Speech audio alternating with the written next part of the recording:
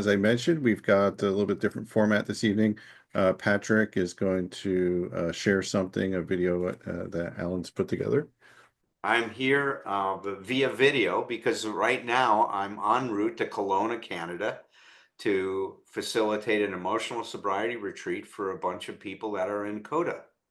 And I'm really excited about going up there. I'm going to Kelowna, as I said. I've never been to Kelowna before, and I'm looking forward to this weekend. It's going to be a powerful weekend, just like the one that I just recently did out at the Wilson House. Tonight, our meeting is going to be hosted by Joe C. Joe is the author of this great book, Beyond Belief, Agnostic Musings for 12-Step Life. It's a powerful book, and it's really great reading for anyone, whether you're an agnostic or not. But Joe's going to talk about step 3, right? Made a decision to turn our will and our lives over to care of God as we understood him. I just wanted to say a few comments before Joe takes over tonight and shares with you his view of step 3 from an emotional sobriety perspective. Because remember, that's what we're doing. We're going through the steps and we're looking at them in terms of what are these steps doing to help us achieve emotional sobriety. And specifically, we're looking at Bill's writings in the 12 and 12 and extracting from those his ideas about emotional sobriety. Now, as you've probably heard me and Herb and the rest of the people that are discussing it, in these first 3 chapters, he doesn't go heavily into his understandings and his teachings about emotional sobriety. We're going to see that much more as we go through the steps. So we're going to be talking a lot about it from looking at emotional sobriety from our lens, and I'm taking the liberty of being very liberal in terms of being able to put some of our ideas in terms of what's going on here with these steps, and especially these first 3. Now, as we said, each step creates a charge that is then discharged in the next step. There's a certain energy, tension that's built up that's resolved in the next step. We saw that in step 1. It creates this existential crisis. My life is unmanageable because of my emotional dependency, and I am powerless to do anything about it. Well, when you're in that state, it creates an existential crisis. I'm messing things up, but I don't have any idea of how to turn this around. Now that creates a crisis. That's the tension that's created in step 1 that's resolved by the hope we get that there is a possibility of being free of that emotional dependency. See, that's what step 2 is about from emotional sobriety perspective, that it is possible to let go of that dependency, of that what we call need for environmental support, and learn how to support ourselves. That's emotional autonomy, that's emotional freedom. But just like we said, is that when one step resolves the tension from the step that preceded it, it creates a new tension. And that's what happened here. There is hope. I can achieve this emotional autonomy, this emotional sobriety. What do I have to do that, though? Because hope without action, hope without a plan is just a fantasy. And so now we move to step 3, and that's what we're going to be discussing now. Step 3 resolves the tension, the desire that's created to find a new way of life that's not based on this emotional dependency. And that's what we're going to be discussing in step 3. So from this point on, I'll turn it on to my dear friend and colleague, Joe, and he will be joined by Herb and Tom and Julia in the discussion. So I will see everybody next week. All the best. Wishing you from Kelowna, British Columbia, or Kelowna, Canada. Bye.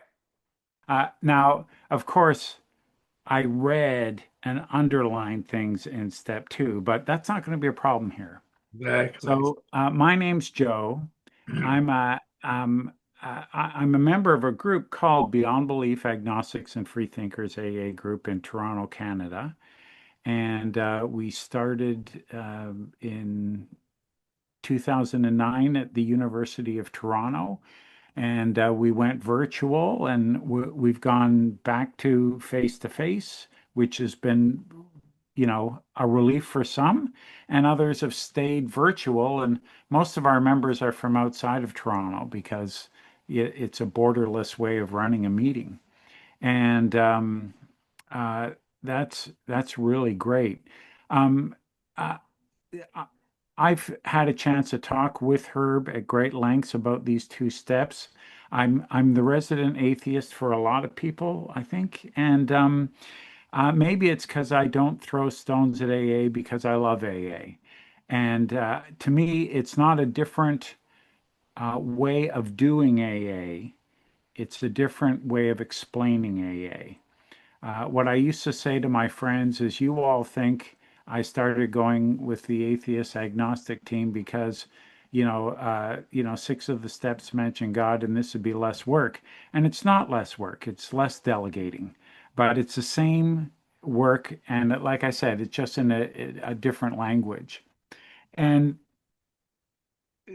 one of the emotional sobriety chapters is called Holding On to Yourself in Relationships. I think it's chapter 14.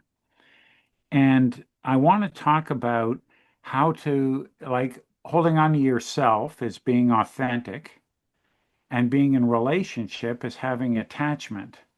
And sometimes there's some give and take there. And in a perfect relationship, you have 100% of both. And I found a way to do that in AA. It's not like I was, someone who believed and then felt like I'd been fooled and I was mad and I'm angry. I'm not. I was raised with some religious studies when I was a kid and an altar boy, but and not only did I not believe it was anything more than a metaphor, I mean, one of my favorite songwriters, Chris Christopherson, often sings about the devil and the Lord, and I don't think he's preaching to me. I think he's using metaphors to help tell a story.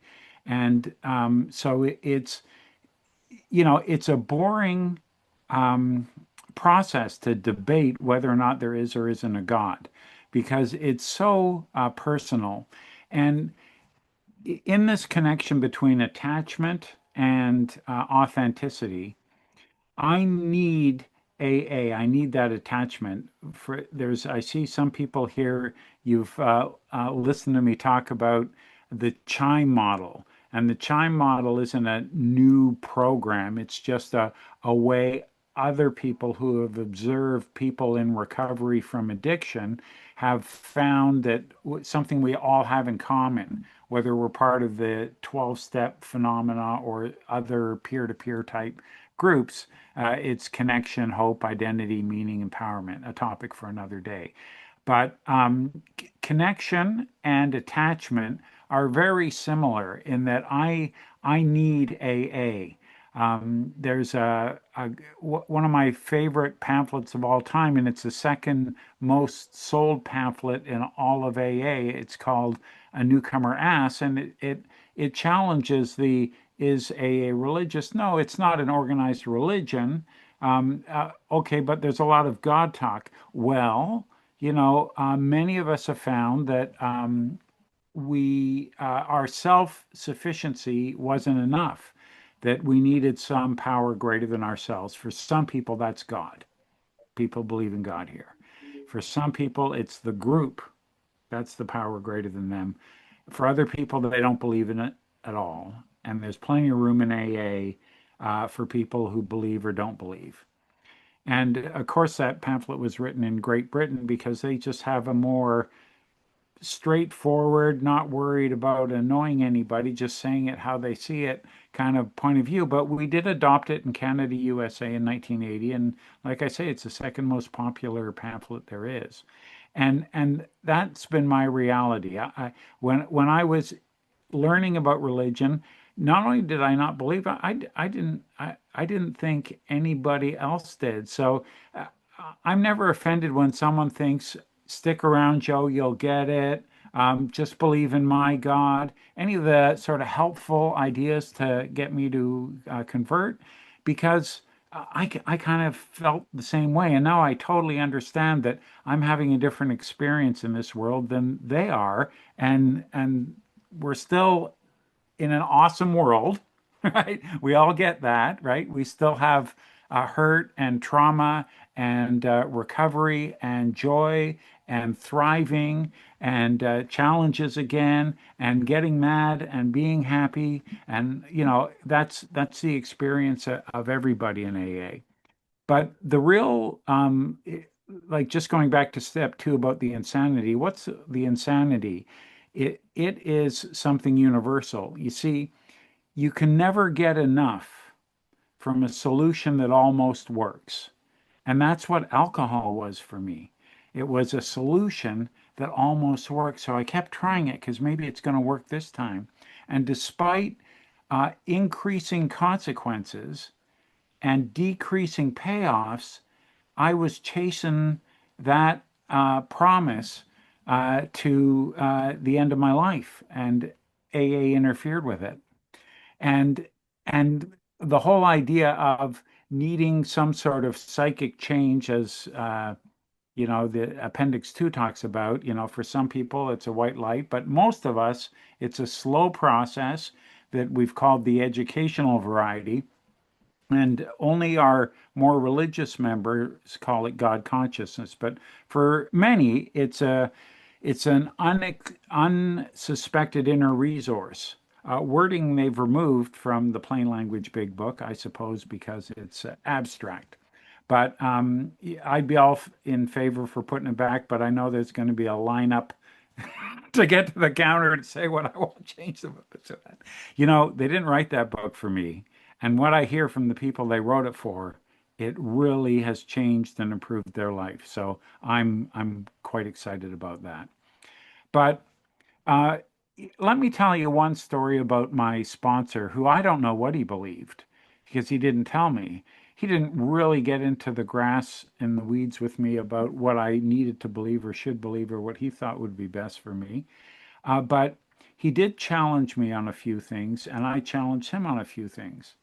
And he said to me, Joe, if I told you I could tie a rope between two 40-story buildings and wheel a wheelbarrow across that rope, would you have faith in me that I could do that?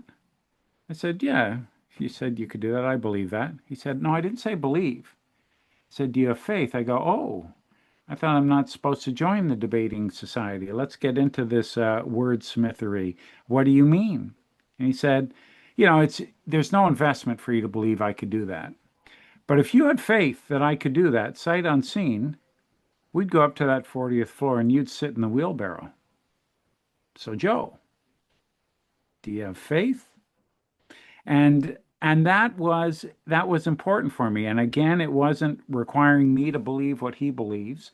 It was important for me to have faith in the process, to move forward, to know that it's an experiential, not a scientific process of doing the steps, and that it would be clear to me afterwards. A lot more things would be clear to me. And when Alan talks about each step relieves the tension of the step before, like I'm here to say, when I did step four, that was the first time I really was honest about step one because I was saying it. Because remember when I was talking about the play between attachment, needing the meetings, and authenticity? If I need to belong, if my recovery depends upon it, and I get the impression that, um, you know, you think I should believe one thing and not another, I might mix my words a little bit. I might not be completely candid about that. I need to be completely authentic. In my home group, I don't have to go ranting everywhere I go, but in my home group, I have to know that I can talk about anything. And that's the sort of subtle in the weeds thing about outside issues. Of course, AA has no opinion on who should win an election in Canada or the States or what coffee company we should support or any of those things. But as individuals, some of us need to talk about our experience. It might include racism, it might include drugs, it might include a crisis of faith, it might include gender inequality, and people who are in their home group, they've got to be able to talk about that. They've got to be completely authentic without any fear that that will cost them the authenticity and the connection. And I think that's holding on to yourself in relationships is really important. And another part of Alan's book that really makes sense to me is realizing that no one's coming and it's not personal. You see, if I'm in a meeting and they're reading something I don't agree with, or they're saying something I don't agree with, and doesn't matter what the pronoun is, if they're saying I or if they're saying we, sometimes I go, don't include me in your we, buddy. Or they might be saying you need to. That's the one that really gets, but whatever pronoun they're using, they're really talking about their own lived experience, the one and only way that got them sober that they hope others can find too. You know, how can I be upset with that? How can I take that personally? So, of course, for us to get together and to understand each other, we all need that. I know Herbert Spencer didn't say it, but that sort of separation between our own wanting to jump to our own belief system without listening to someone and being able to say, I wonder where you'd have to be standing to see things that way. I'm very curious. And I think that's a better way to get along. I think that's a better way to approach the meeting I'm, going to, and to treat each other in the parking lot. And I haven't been keeping track of the time, so let's just call that a day. And I'll just call on one more thing. I'm sure I'll get a chance for that. But thanks everybody for being here, and for those who listened, of course. Thank you. Thank you, Joe. Thank you, Joe. We're going to bring in our other discussants to talk about uh, steps 2/3. Sorry for the stutter there. Not sure where the crossed wires are, but they blend almost, as you kind of ramp into the action steps there. Our friend Tom is here too. Let me get him in, and Julia, and then we can just kick things off. I thought we were doing step 4. Don't confuse things Did you anymore. do the homework, Tom? Yeah, I haven't prepared. You I've can do got I've my got a step whole. 4, Tom. You're on. Okay. Yeah, I just want to say, I've done your step 4 already, Joe. I listened to the podcast with Tom and Roger, and I really loved Roger's preparedness when he was part of this group. He would come with like sheets of notes, and it was just like I would be scribbling right alongside as he went through it. Yeah, Really absolutely. wonderful. Glad to hear he's doing much better. So And during that podcast, he hadn't missed a beat, has he? no, not at all. He was Sharp. he was flowing. Yeah. Yeah. Okay, Herb, do you want to kick us off? Sure. Yeah. Thank you, Joe. Always good to see and hear you. And um, my personal experience with this, and oh, by the way, it was supposed to be step 2. I'm totally convinced of that. But of course, they're so connected, like flip sides of the same coin, steps 2 and 3. Uh, Step 2 really is a choice, Bill says in the big book. I mean, it's just so clear. I didn't see it until I was 10 years sober. The man who took me through the steps that time, which was the third time I went through them, gave me 2 things that I think prepared me for that. And one was a set aside attitude as intended in a set aside prayer. Because he knew that I'd had background in education and etc., especially even in AA, that might prevent me from having new information and or new experience with the time going through it at 10 years of sobriety. That was really important to actually intentionally want to have an open mind and open heart and be delivered to a place that I had never experienced. He also gave me an experience with unmanageability for the very first time. And I knew what it meant then in the big book, and I had an experience with it at 10 years of sobriety, restless, irritable, and discontented. That's what prepared me for the question, well, what do you believe? I wrote it out. It was beautiful. But then he gave me a week later a question, and how do you behave? In light of that, and I was embarrassed in my own presence because there was no real correlation between those two. And that helped me then go into chapter 4 with a very open mind. And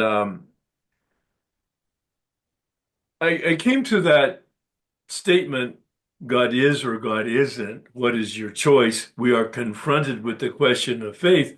And I confronted myself and I looked up the definitions, and they're really murky in the dictionaries and that kind of thing.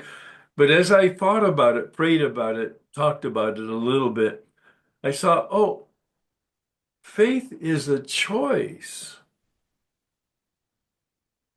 It's wispy like the wind. It's very thin. It's very delicate. It's very empty. It's very dark. There's nothing substantial about it. It's just my choice.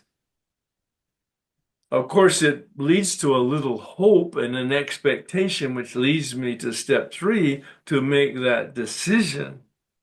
And I see, and I make shit up. I see the difference between the choice and the decision. The choice is merely empty. This is true. And the decision is more like what Joe was talking about. I get in the wheelbarrow. I make a decision and I take action, which is hope, that expectation that it's all real, but it has no benefit until I do take the actions of 4 through 9, and then it becomes trust. So I'd add that a little bit to the story there. I made a choice that it's true, and I hope it is, and I'm going to get in the wheelbarrow. That's the trust, and take that action. It it allowed me then to make it very personal, and I'm going to end with this. What I saw later on as I looked back at the experience is that I literally had been all my life an agnostic, not knowing that because I had doubt, which was revealed in my behavior. And my concept of God, all that tradition, all that education, all that exposure, my concept was the very impediment to my relationship with the mystery. And the difference between religion is the codification of all of that, the methodology, and spirituality. Spirituality is actually the relationship with whatever it is that I've chosen as a concept, and mystery is the best term I can use. Thanks. Thank you, Herb. Tom, you want to take a swing at it? Well, I love the wheelbarrow thing because it because it reminds me of a story of actually participating in that. Is my friend Bedford Combs and I years ago, we were working in a week-long codependency treatment program. We always began the program early on with among other things a trust walk. And so one time we were paired up together, Bedford and I, and we weren't trying to re-traumatize anybody, so we weren't blindfolding anybody. We were just saying, one person close your eyes and the other one lead them through this. And Bedford and I began, and we were on our way, and we kept running into things, and later we figured we confessed to each other. We each of us thought the other one was fucking with them, but it turned out that both of our eyes were closed. It's like we neither one knew who was supposed to be leading, so we were just two blind people walking along. which also is, I could make that relevant by saying, hey, how many of you felt like that? But here's the only thing what I have to say about what Joe's saying is, to me, the beauty of this is it's not about, so often when we talk about, what you believe and don't believe and stuff, we talk about that. Well, this is an alternate way of looking at it. And and you're not the only one, Joe, but you do a beautiful job to me of conveying that it's not that. It's not about either or. It's about expansion. It's about making room for everybody. And everything you say is about, when we're talking about the bigger group, or we're talking about our home group. It's like, it's it's all about safety. It's all about, do we feel safe here? And it's like, that's, to me, that's what it's all about. And it brings me to my old friend Bendel, who was a strange and wise man. He just said this simple sentence to me one time. He said beliefs are choices, and it seemed simple as this could be, but the truth is, what he would go on to say is, people take beliefs and they seem to think they have to prove them objectively, that their belief is the right belief. And that you should believe my belief. He said, but beliefs just give you direction. They're just choices. And one of the things I've come to understand about that too is that not only do I not have to prove it to be objectively true, it doesn't even have to be true. It is something That's right. right. It's like I'll just use an example. One of the belief systems I use is that we are on Earth as a learning process. That we are here as a school. We're here to learn, to be better human beings. It's like, and is that true? It's like, not a clue. I have no idea if it's true. But what I do know is, when I get up every morning and I approach life with that, and therefore what I'm doing is looking for, what can I learn today, and in what way is this asshole over here that's bothering me my teacher? It's like, everything's better. I'm able to function better. I reframe everything better. And so it was a long time coming for me to get that in my life. But the idea that we're always looking to just expand and make room for everything and everybody is the most important thing that we can all do together. So, amen. Thanks, Tom. Julia? Thank you so much, Joe. And again, it's really nice. I've heard you on the podcast, but it's nice to put a face to the name. And I always love hearing a new perspective on the steps. It's like what you said in the beginning, sort of, that there's all these metaphors or different ways of looking at it. And every once in a while, somebody will say something and it clicks into place. And then my understanding sort of grows. And yeah, at best it grows though when I put these things into action, because then it drops from here to here. And I can only be prepared for that, I think. I can't make that happen. Um, but yeah, I also loved what you said about faith being belief that we take action on. I took a note of that. And one of the ways that I had this step explained to me in the beginning that did that clicking for me was, somebody told me, you're committing to do the rest of the steps at bare minimum. And, I wanted to understand it before I did it. I wanted to sort of intellectually grasp what was going to happen and what it was going to look like. And like we've talked about in this group before, just like I can't transmit something I don't have, I can't imagine a spiritual awakening that I haven't had. Maybe some people can, but I can't. And so it's like, I commit to doing step 4 and the rest of the action steps and seeing what happens, because what I was doing before wasn't working. And that's a journey for me. Step 3 is something I have to keep coming back. It's a decision that I have to continually renew and act on, or it doesn't work. And for me, that's a commitment to a different way of living. Well, Julia, you've inspired me I've already started writing something because just the quotation from you is, "I want to understand before I do this," which, if when we think about it, that's just fucking hilarious. Yeah. It's like it's like what? Of Yeah, course, that's like I and want to learn to swim from reading it in a book.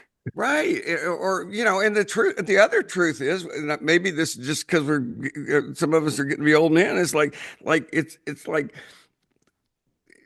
I don't know how much I'm going to understand it after I do it. It's like, I mean, I can honestly What just say, happened?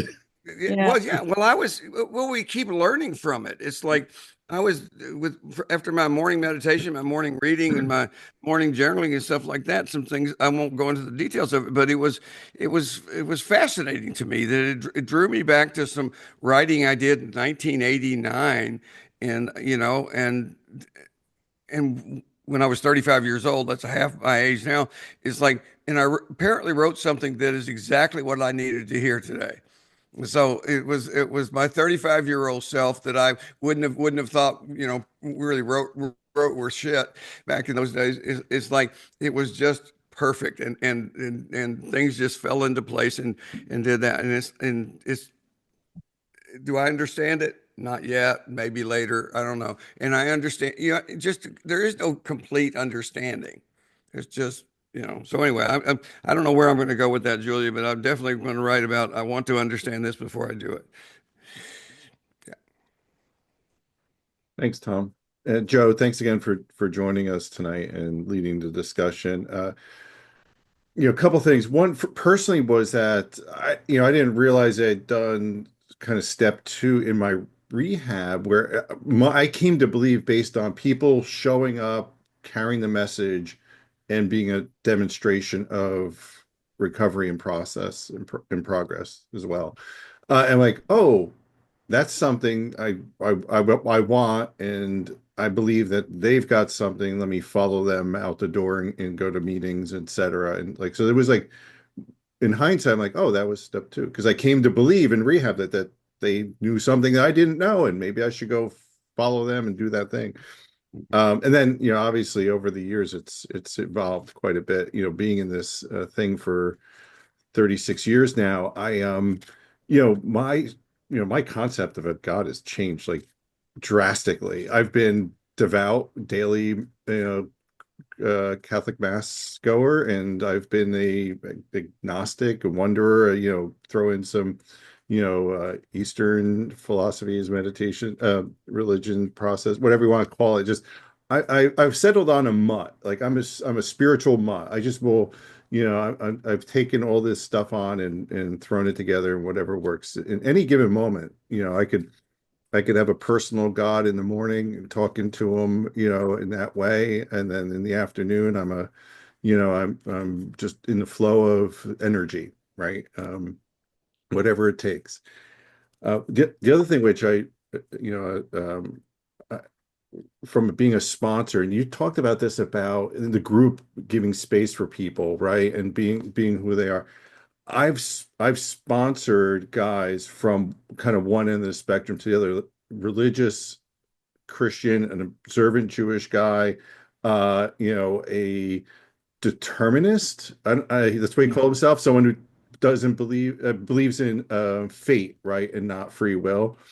Uh, and several, agnostics, and several atheists, and somehow I'm like the atheist whisperer in my area. Like I wind up like three or four atheist guys sponsoring, but it's about giving them space to figure it out and to translate a bit, right? Like you talked about, these are metaphors, these are concepts, in the stories that bring us to a place, where it's not the finger pointing at the moon, it's the moon. So, I really appreciate your work and what you came to share with us tonight.